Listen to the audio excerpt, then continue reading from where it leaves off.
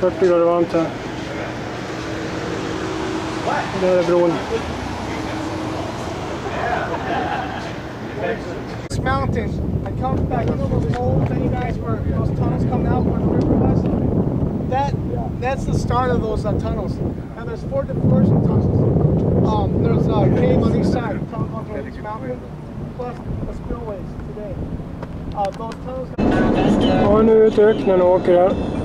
Det här är inte mycket som växer. Nu kommer de att släppa och köra om dagen, vilka förbannat. Väntar med att göra det.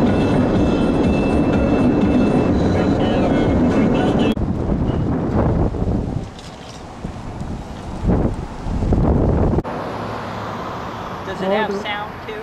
Yeah, of course it does. It's fancy.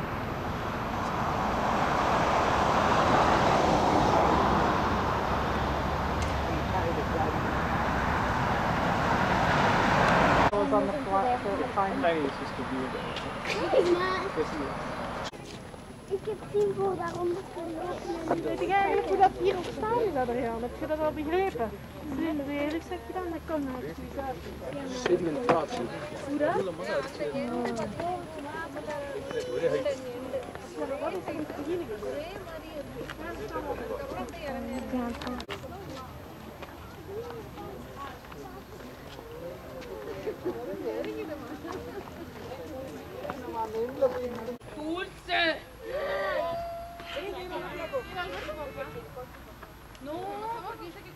Oh my god!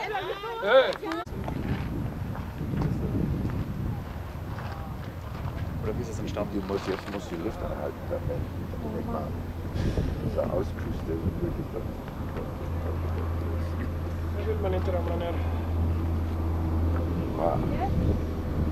Wie war das also hier?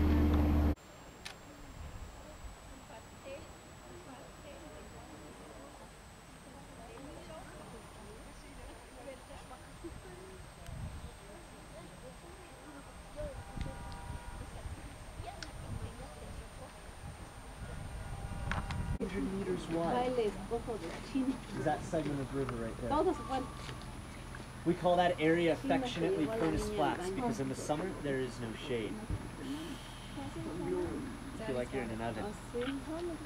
So real quick, Pete Berry, this is what he did for work. Is he hiked 3 miles down, went to work on a copper mine, hiked back up.